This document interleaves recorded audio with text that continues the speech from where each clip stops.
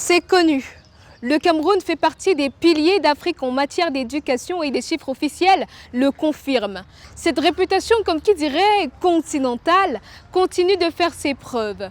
Aujourd'hui, l'éducation est considérablement marquée par l'intelligence artificielle, avec de nouvelles fonctions, de meilleures options.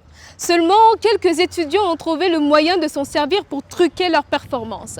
Heureusement, les enseignants et responsables d'universités peuvent désormais se servir de la même intelligence artificielle pour traquer les abus d'usage et tenter de restaurer l'intégrité académique. Vous vous demandez sans doute comment ?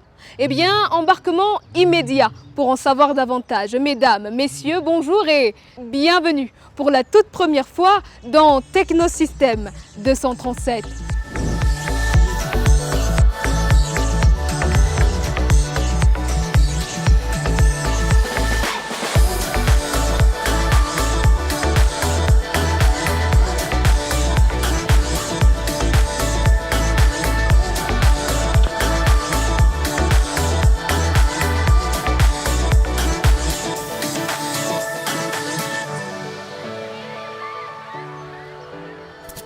Terminer la tricherie.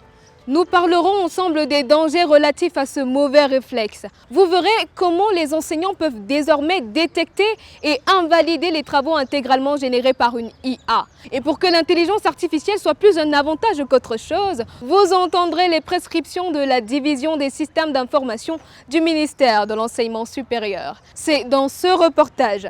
Regardez.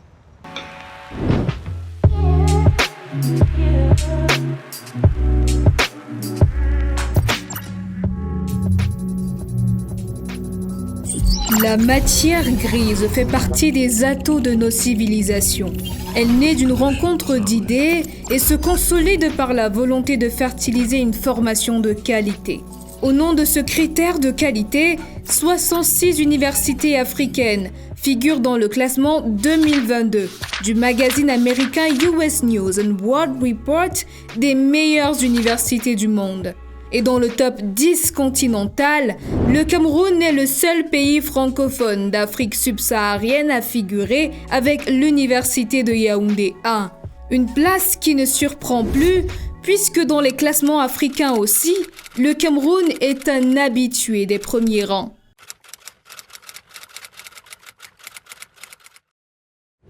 Le pays le plus industrialisé de la zone CEMAC l'est peut-être parce qu'il investit considérablement dans l'éducation et la technologie. Aujourd'hui, le numérique se mêle de tout. L'éducation en particulier se digitalise et l'intelligence artificielle est devenue l'incontournable du moment. Elle accompagne les étudiants au quotidien et simplifie la vie.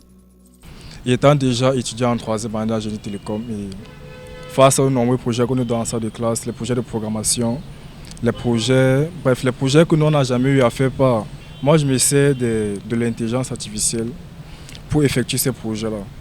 Parce que ce n'est pas évident de trouver peut-être les exercices de programmation sur le net, sur Google.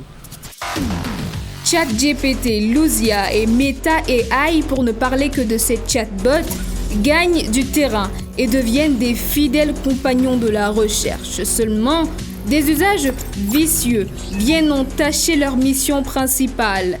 Certains étudiants ont normalisé l'écart et s'en servent régulièrement à de mauvaises fins. Si j'ai un devoir à faire rapidement et qu'on ne m'a pas encore... on m'a dit ça peut-être à la veille. Moi, je vais directement taper sur l'IA, ce qui prend là-bas, je copie, je colle, je modifie. Copier-coller, CTRL-C, CTRL-V. J'ai peut-être 3 IA. Je tape ici, je tape. Je regarde où ça me donne. J'essaye de comparer quelle IA est plus efficace et plus performante que l'autre.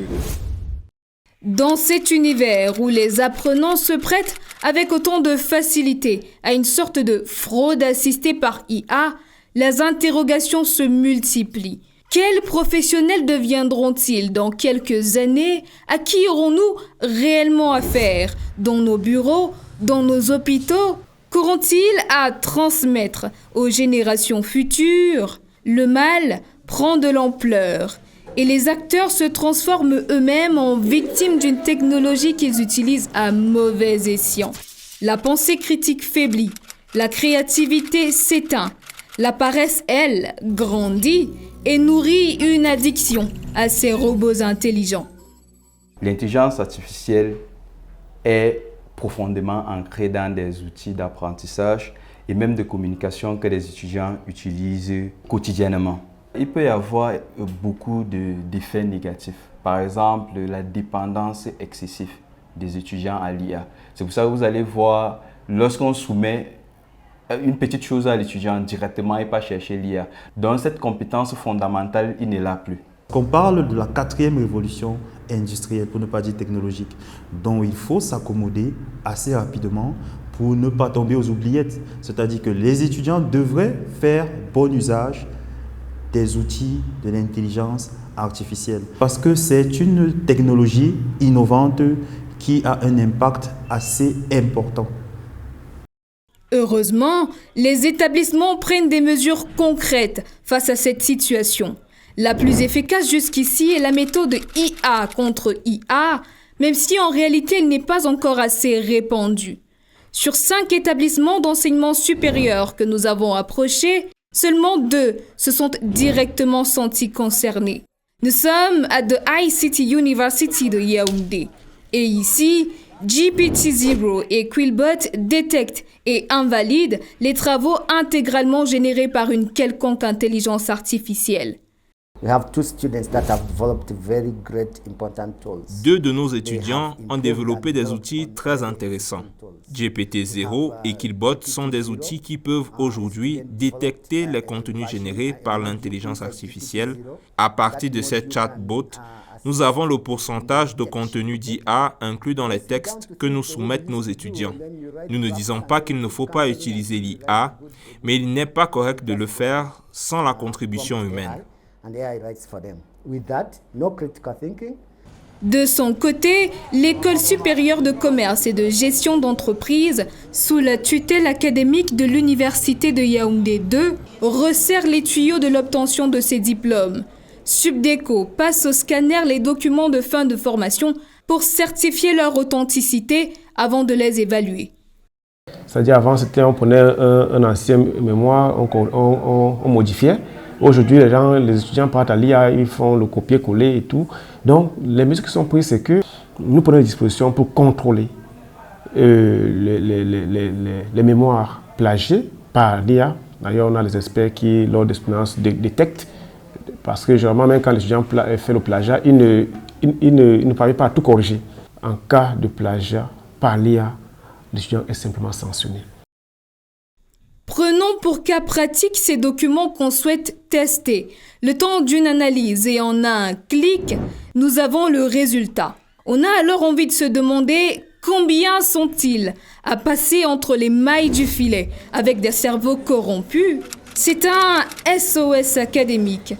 Le MINESUP déjà sensibilise la communauté universitaire sur l'utilisation éthique de l'intelligence artificielle. Le MINESUP est en train de travailler sur la réglementation de l'utilisation de l'intelligence artificielle dans son écosystème et en réalité, le MINESUP travaille donc sur l'encadrement. L'encadrement et la mise en place des systèmes d'information qui tiennent à compte des avancées de l'intelligence artificielle. Il faut encadrer les enseignants, il faut encadrer les étudiants, il faut encadrer même les autres partenaires, qui sont par exemple les parents. Et pour que l'intelligence artificielle soit plus une opportunité qu'un danger, le système éducatif doit s'y arrimer. L'enseignement devrait s'adapter à l'ère actuelle dans ses offres et ses procédés. Voici quelques prescriptions de la division des systèmes d'information du ministère de l'enseignement supérieur. Il faut une formation continue. Les jeunes doivent avoir un esprit critique. Ils doivent avoir un esprit critique et cet esprit critique qui va les amener à l'innovation, à la créativité. Et c'est ça qui va leur permettre d'avoir en réalité une place au soleil. Autre conseil encore, c'est l'engagement communautaire. N'est-ce pas? Les jeunes doivent désormais participer aux initiatives locales. Puisqu'il faut régler les problèmes, il y a donc l'éducation de qualité. L'éducation de qualité. Il faut cesser, les jeunes doivent cesser d'aller à l'école pour avoir les diplômes. l'école n'est plus une école diplômante. L'école maintenant, c'est une école de création des biens et services. Et l'intelligence artificielle est en réalité une opportunité à saisir pour réduire le gap qui existe entre l'éducation occidentale et l'éducation africaine. L'outil est là et la responsabilité qu'il engage peut s'étendre sur 3 niveaux. Les étudiants doivent se servir des technologies innovantes pour booster leurs performances et non les remplacer. Les responsables d'établissement devraient intégrer une éducation à l'IA pour vraiment savoir s'en servir et prendre des mesures de contrôle de l'usage que les étudiants en font. Le gouvernement camerounais, lui aussi, devrait établir une régulation solide relative à l'exploitation de l'intelligence artificielle. Chacun a donc un rôle à jouer pour épouser au mieux cette tendance afin d'en tirer le meilleur et s'éloigner du pire.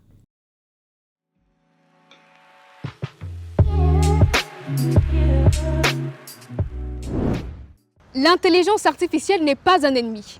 Au contraire, elle est le tremplin de lendemain émergent. Chers étudiants, tâchez de bien vous en servir. Et chers enseignants, c'est à vous que revient le mérite d'y veiller au quotidien. Nous sommes arrivés au terme de ce numéro de Technosystème 237.